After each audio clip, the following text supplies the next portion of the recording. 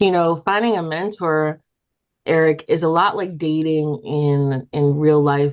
Your wife is, you guys have been together since high school, right? I forgot how to date. I've been with my wife since I was 15, so I don't even remember. But dating, all right, so dating as an adult, you want to find out how their communication styles, you want to find out their work styles. There's so many things to find out to see if you even want to talk to this person on a regular basis.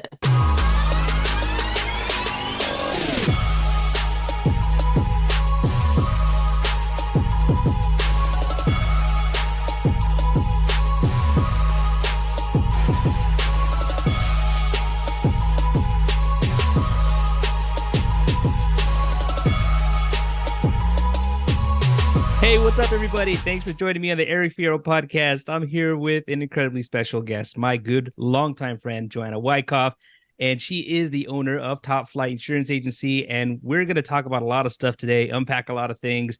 But I want to start, Joanna, with just figuring out, like, how's your day going? So it's been a rough day. I haven't killed anybody.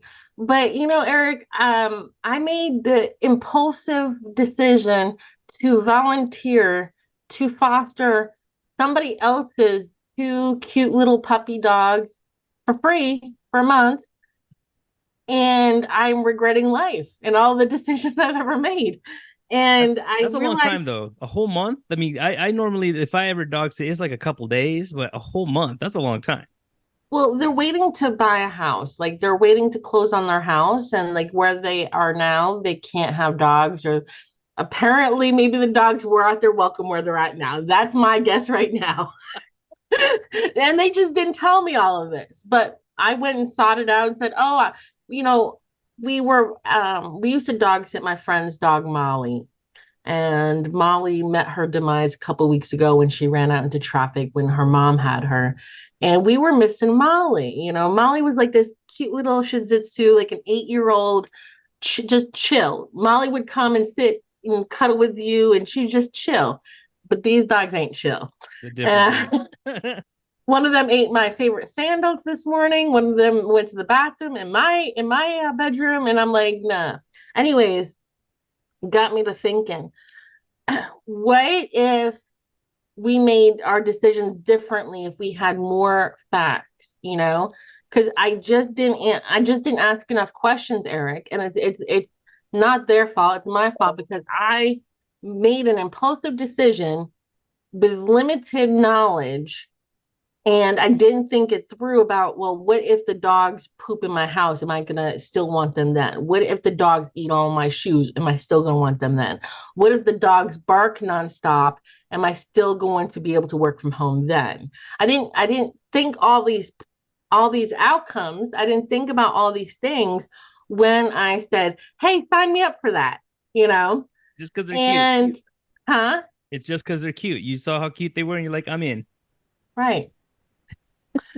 But this applies to so many things in our life. Sometimes we make impulsive, quick decisions and don't think about the many unknowns that we didn't ask yet. We see it all the time in the insurance industry. Oh, I have free leads. Oh, sign me up, but they don't tell you everything else. Or whatever the catch is, right? We don't investigate, we don't find out everything. Yeah. And anyways, I was thinking about how this very thing, I was like, how many times have we started something and then said, if I knew all of what I know today, I would have gone a different path, right? 100%. Had, Hindsight's had I 2020. had I known that it got to be 6 degrees in the great state of Georgia, I would have moved to Hawaii. you know, Nobody Oh, told me that. Anyways, hindsight's 2020. Yes. yeah. So the cool thing is I've been able to see your journey from working at Social Security to being a part-time agent while working at Social Security to becoming a full-time agent and now transitioned into an agency owner and having a team that you have working with you, not only from having a downline of agents, or as we like to say, partnership, right? Partnership of agents, but also having people that are directly on your team helping you to grow Top Flight. And I bet there's a lot of times where hindsight was 2020 in this whole growth, growth journey that you've had so far, what are some takeaways, like things that you'd want to, that you want the next person who's looking to do what you're doing, who maybe they're a solopreneur right now and they're ready to get into figuring out how to become the agency owner? Like, what would you advice would you want to give on that? Um, I was just discussing this yesterday. Yeah, I was like, what would life have looked like had I not taken on agents who said, "Hey, can you teach me this too?" Right? 'Cause how many times have we invested 80 hours into an agent and they never found one person to talk to, right? Yep. Um, I would oxygen mask first. I would probably find your first 500 clients before you try to give 80 hours to rookie agent who wants to be mentored, because they take a lot of time, Mhm. and it's like playing roulette. You don't know if they're going to be the next superstar, or if they're going to ask you the same question every day, like Groundhog's Day. Yeah. Well, um, I've had agents take my time and not respect my time. I have had amazing agents. I have some agents who I wish I could clone 100 times over. Yeah. I I've met have, some of them. yeah, some of them work great with you, like Tracy Rhodes and Tracy Davis. You've met them, and you met Jamie Henley. I wish I could copy her, and Steve Pomerantz and Cynthia. Great agents. And then some agents, they make me realize why I don't have any kids. uh, um, they certainly test the patience. They're a challenge. I get that. Let me ask Challenging. you a question. What do you think about the idea? And I'm sure there's call centers a lot of times will be ones who do this, but implementing, and I think FMOs maybe should consider doing it more often, is having some type of personality test that you Hmm. administer to download or people who are going to potentially want to be part of your organization, so that you can see if, hey, if I invest 80 hours into this person, do they have the potential? Like, does their actual demeanor and personalities say that they're going to be a go-getter and actually do what I'm telling them? Or are they going to most likely be like overly analytical, and they're probably just going to want to know all the answers and learn all this stuff and never take any action? I'm sure that could probably help a lot to weed out some people. Yeah, so that is definitely, there's lots of changes coming. We always wish we knew this years ago. Um, had I given myself a personality test, I would not be in insurance. I'm probably the world's worst recruit, because I was that over analytical person who was scared of talking to my own shadow and stuff. Yeah, yeah. I know my mentors, um, they probably are, you know, karma. They're like, you got somebody just like you were to us. I know Drudge Teller probably laughs himself off when he hears me talk now. Said, "Oh, you finally have somebody just like you, huh?"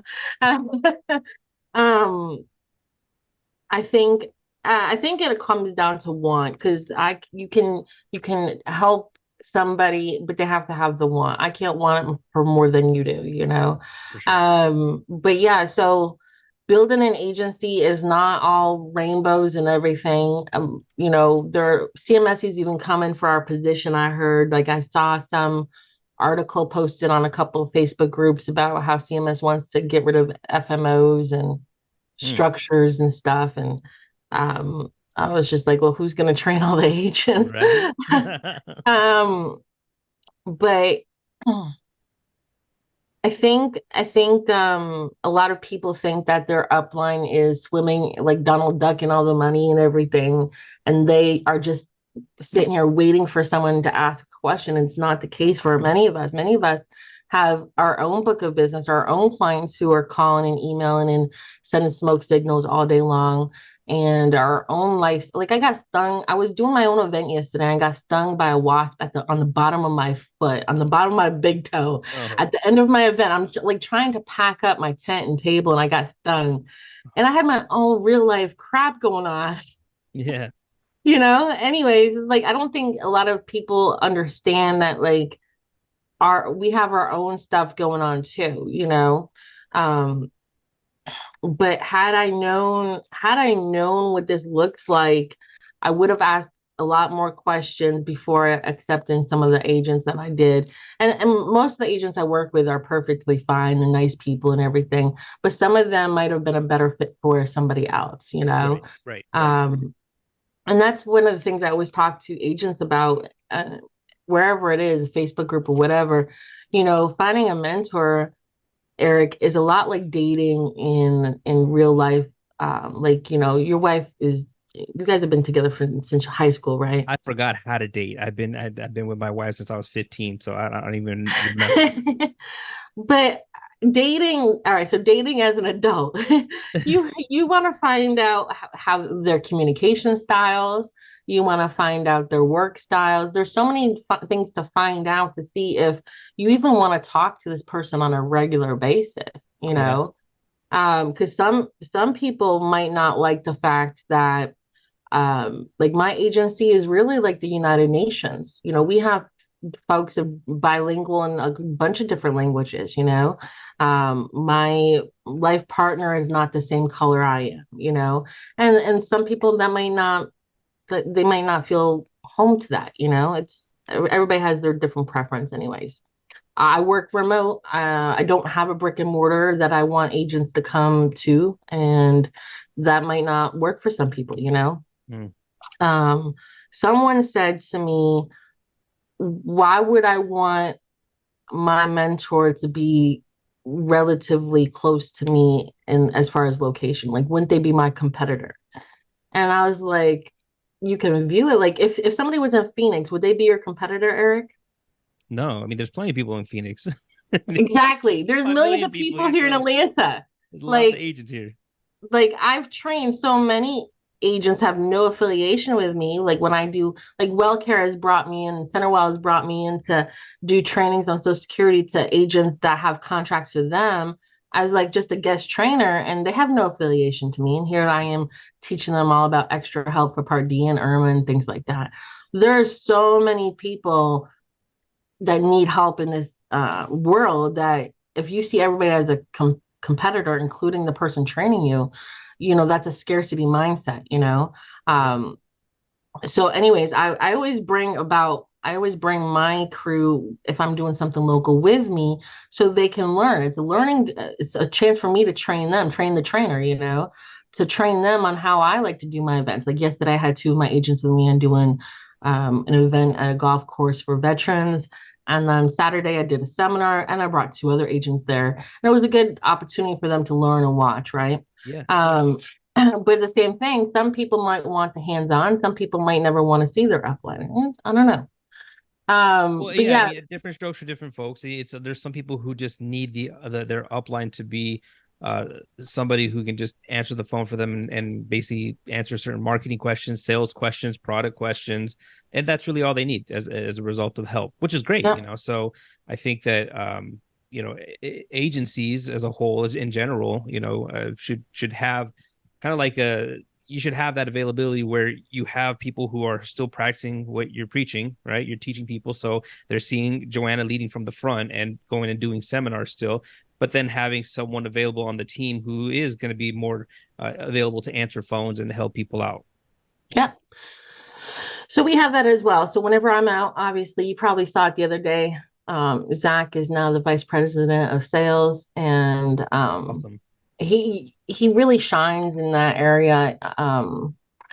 Whenever I've needed, and many people have known this, that we've been pretty public about our growing up in the last 6 months. But Zach, I begged him to come work with me. He was already with us for ACA, and he was Mm. answering questions in my group chat.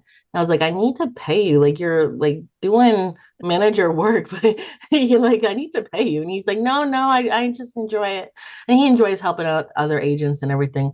But whenever I wasn't available this past summer, whether it was because I was in the hospital or I had COVID or I had an event I had to go do myself, a seminar or something, I could always count on Zach to host training. I didn't have to cancel training at all this past summer, you know. And when it was just Joanna, if I couldn't do it, I had to cancel training like 2 years ago, Yeah. And so, because I never had anybody I could trust to provide a quality, be quality in my place, you never know Mhm. what somebody else is going to do. And it's a big ask, asking someone to do what we do. Yeah. So Zach, uh, willingly stepped into those shoes, and he's doing great. Like, if it wasn't for Zach, I don't think we would have had the explosion of growth that we've had and the success that we've been having. Yeah, one of the cool things that I like about what you're doing too is that you make sure you want to reward people who are doing great on your team. I seen that you're rewarding them with a cruise, and I'm just like, that's pretty awesome. I might join Joanna's team, and hopefully she'll send me on a cruise. But it's no, but I really love seeing that. I really love seeing because here's one of the things I think is super important. Whenever people work for you, it's important to recognize them, value them, and reward them because otherwise, there's a lot of people who do things for different reasons. Some people Hmm. are just motivated purely by the earning potential, the money. Hmm. Some people are wanting recognition. They want to know their boss is seeing them and saying, Hmm. "Man, you're doing a great job." I remember I'm actually one of those guys where it's just like when I was working for somebody, I wanted to be recognized like, hey, I'm busting my butt. I'm being innovative. I'm doing all these different things. And I wanted recognition, but I wasn't getting it very often. So Mm. it's like one of those things where I start to get like a little bit sour because I'm just like, hey, you're not seeing what I'm doing. Like, cool, the money's coming in, but that really wasn't the motivating factor for me, So I like seeing that only like, because you're speaking to my heart and how I am, where I'm just like, had I been working for you and it seems like you'd recognize me and you would have done something to recognize me, and that would have been awesome. So congrats on doing that. I mean, kudos on doing that. It's really Thank awesome you. to see. So, well, yeah, so your Zach and his wife are going to Maui, December 16th to the 23rd. I'm actually gonna be at the same resort with them. I'm not gonna bother them though. Like, I have my own condo. We can work if you want to. IRS, it's a working vacation to the IRS. Right, right, exactly. Uh, and then one of my top producers, Steve Pomerantz, you know, he came along. He was working under my IMO, and we adopted him. He gets along great with my West Coast team, and he's in the same area as like Cynthia and Jamie, and they really enjoy him. And we just brought him along, and he actually came to me. He's like, Joanna, I am telling them to move me to you. I was like, no, no, it's fine. You can just hang out with us. And he's like, Yeah, no, I want you to get my work. yeah, He's like, everything I'm learning is because of your time and your training. So I want to make sure that you get paid for it. yeah, And those words meant a lot to me because a lot of times I help somebody, Eric, and they don't care if I earn a penny or not. yeah, And when people say, I care enough about you that I want you to get compensated for the hour or something that you just spent training me, that means a lot because that's how we keep the lights on. Like, in addition to my current clients, I spend half my day or more than half my day training agents, and that's part of my revenue, right? yeah. So I'm sending him and his family to Cabo, Mexico for a week. Um, uh, January, the beginning of the first week of January. They'll be there New Year's Eve. Um, and that was important to me to make sure that he felt recognized for the work that he's done. Because there's times where neither Zach nor I could do training, and he jumped in and did training. Yeah. Or as somebody who's doing, like, he does a lot of different events and stuff. And I would use him as an example in my trainings on how to do different various things. Mhm. So it's been critical to our growth. Another one of my top producers, she needed some help. And I've shared this with you many times. I always believe that agents should have their own technology that they own and control outside of their upline. None of my downlines are on my DFY because I want them to own and control their stuff.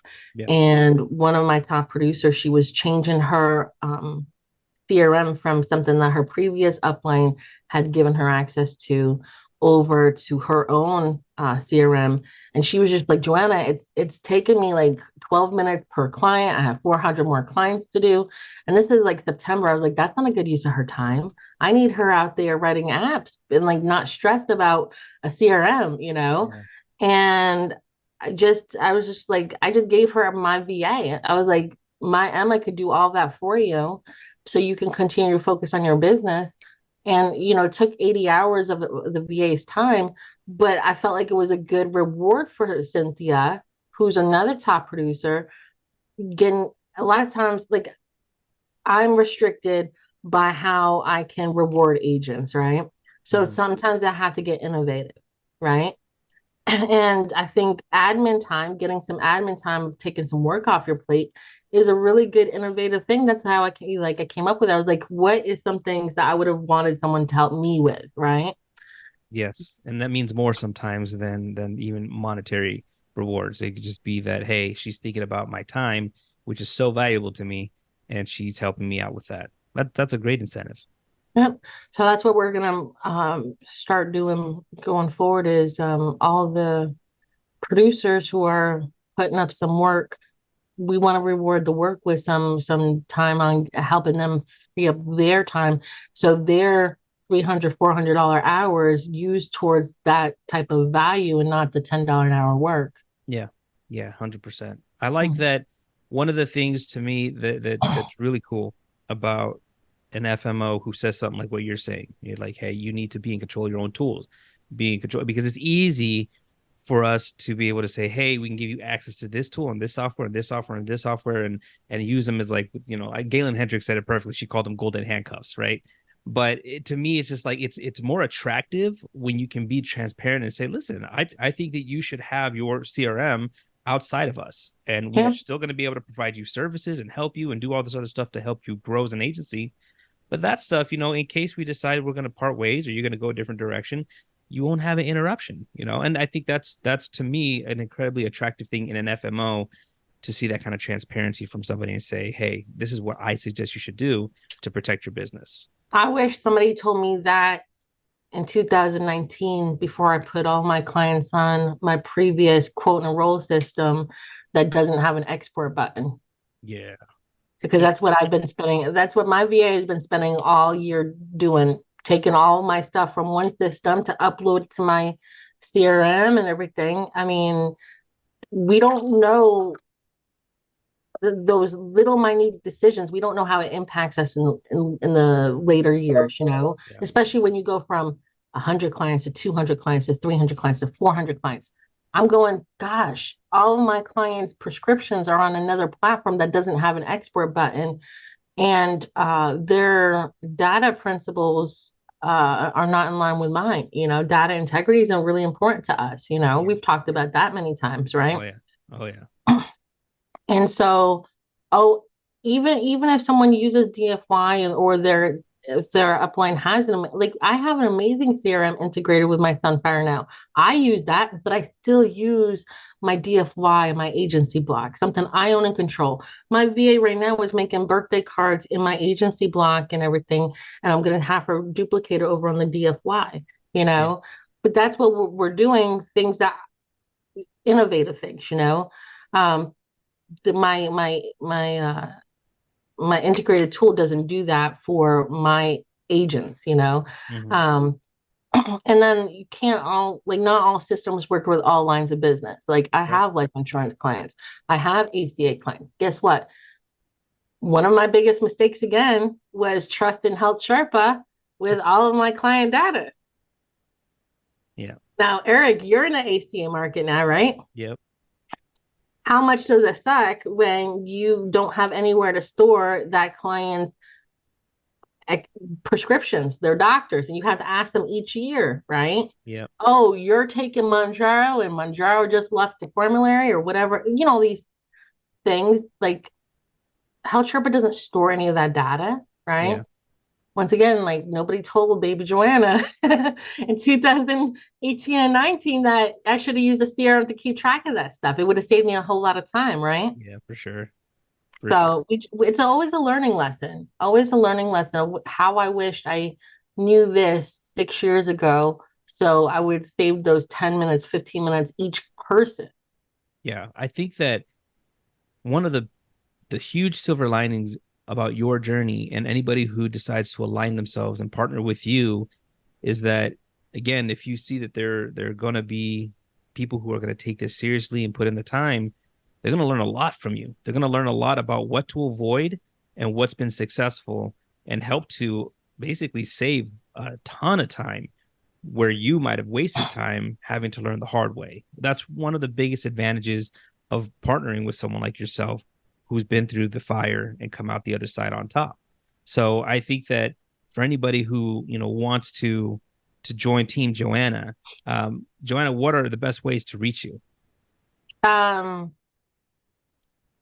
Topflightagent.com, schedule an interview on there. It goes right through my DFY and scheduling calendar. You won't reach me on there though. I gave that, we've been working on Joanna's delegation skills lately.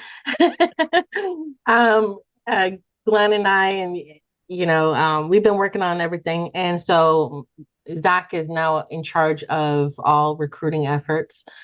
He does all of those appointments for me now, as his role in VP of sales. Yeah. Agency at topflightagent.com comes to me. And email is probably the best way because my cell phone is now getting forwarded to my virtual assistant during business hours so I can think and not want to throw it away. Right.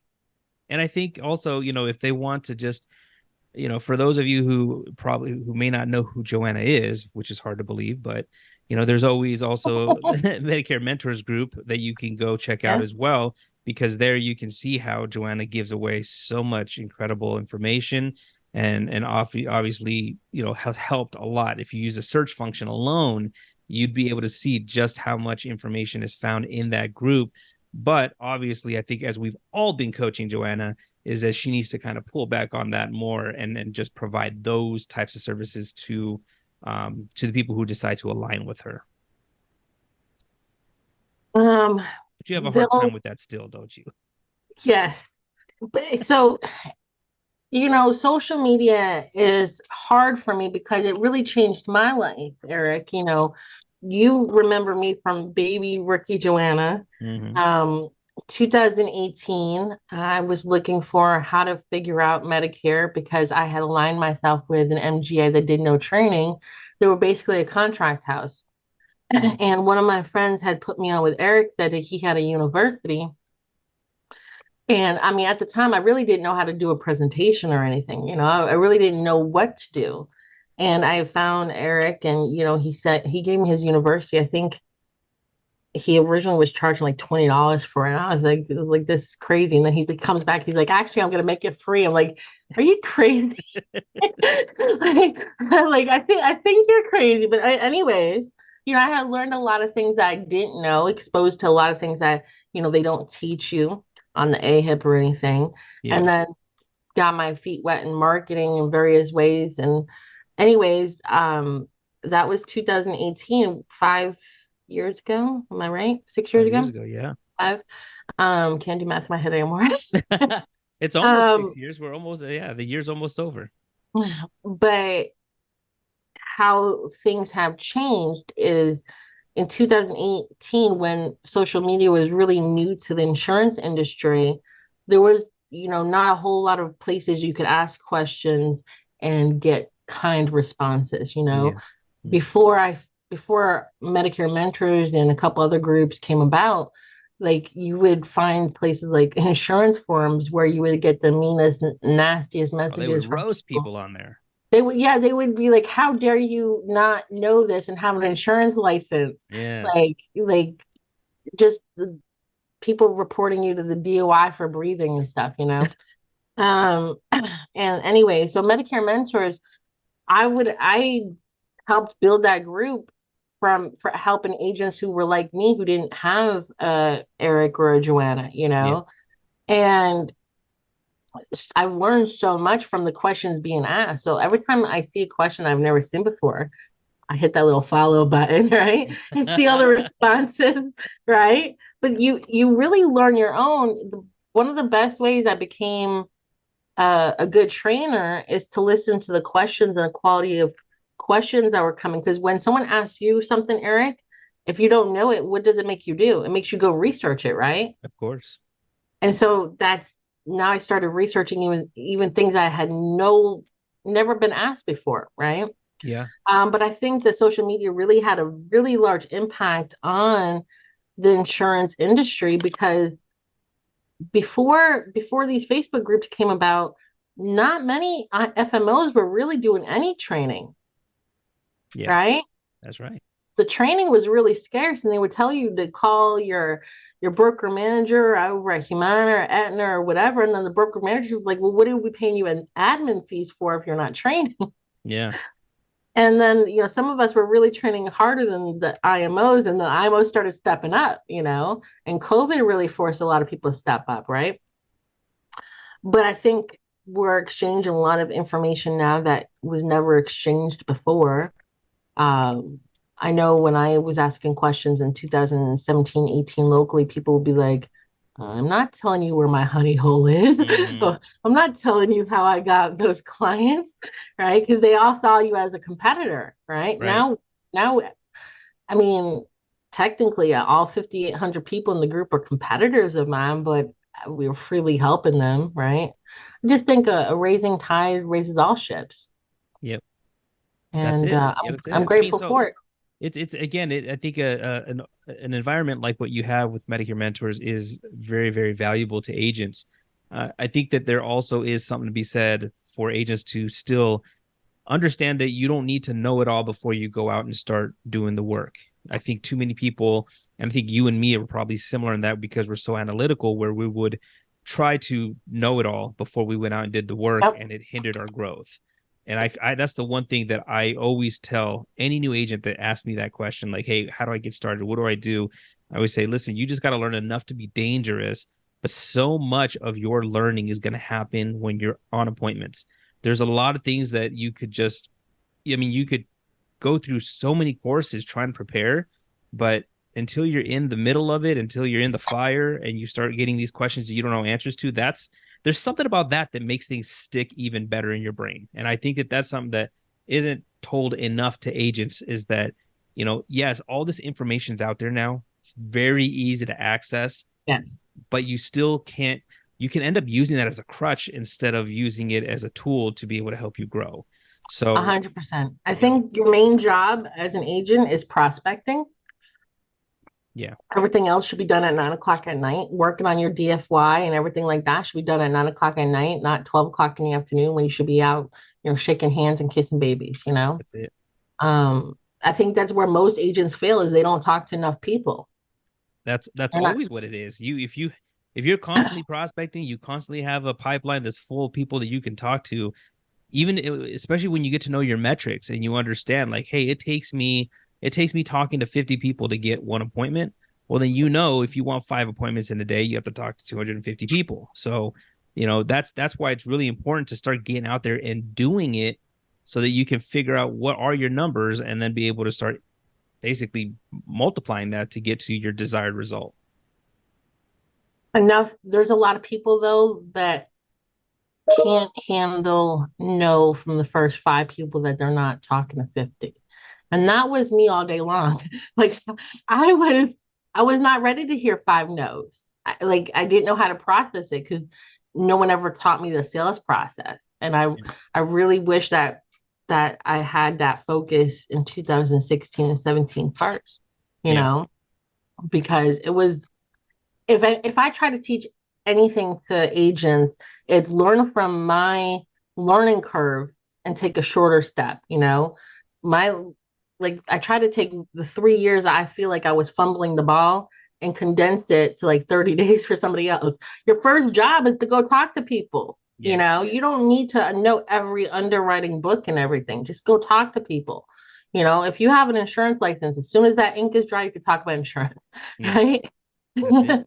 100%. So you have to be willing to talk to people. And like Eric said, you have to be willing to talk and get no's, not right now's. you don't know what's going on with people. Like now I have to tell my people, oh, they're just busy. They have to worry about their ice cream melting or whatever, that they can't talk to me.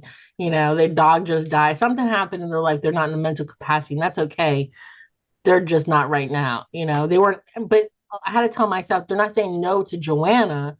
They're saying, I can't process it right now. It's no because I don't have enough information, right? Yeah, that's it. Because I am very sensitive. If you say they said no to Joanna, I'd be like, what's wrong with me? And they're not saying no to you. They're saying no to the information. They can't do it right now. And Yeah. how many times does this phone ring and we'd be like, I said, stop calling me, right? Because That's where we you all just want to can't. be. We want to be that point where it's just like we just got all these calls coming in. People want to work with us. People want to work with us. Yeah, but like, a lot of times the phone's ringing from all the million call centers overseas and you just can't hear yourself think, right? Yeah. You're just another phone call to some people. Like I said, I can't think. I don't know. I don't want to talk to anybody right now. I got stung by a bee. Yeah. That was my day yesterday. Got stung by a bee. That now takes precedence. I get it. I get it. Well, listen, I do appreciate you coming on today and catching up with us and basically telling us about everything going on in your world. I think you have so much amazing things going on. I love to see your team growth. I love to see everything that you're doing, everything that you're about. And I want you to continue on that path of doing right by others, because anytime you do that, as long as you're serving other people, good things are going to come. So again, I appreciate you. If you guys want to reach Joanna, again, you want to shout out Medicare Mentors is where you can go and see the group and learn a lot just from that group alone. But Topflight Insurance is another place where you can go to the website. You can book an appointment. You can talk with Zach. Anybody who talks to Zach will fall in love with Zach. He's an amazing dude. And so you'll have a great time. Joanna, you have another, like I said, you have a great team. So Thank you. anything else you want to part with before we end the show here? I actually do have another group that you probably forget because you're Because not the I'm not a part of it. So, you right. Well, Jessica can be a part of it because I heard she has an insurance license. But I have a ladies group called the Insurance Ladies on Facebook. We are 11,000 women strong in all lines of insurance. If you have the right chromosomes, you're welcome to join us. um, Medicare Mentors for health insurance focused agents. We are almost 6,000 agents. I'm looking forward to hitting that milestone. I got to go clobber Christian. He's getting ahead of me. Yeah, no, it's awesome. Again, kudos again for everything you've done in the industry. I love seeing the growth. I'm glad that I was a little bit of a part of you of what you got going on. So that always makes me proud on the inside as well. Thank you. All right. Well, everyone else, thanks again for watching. We'll see you on the next video. Take care. Bye bye.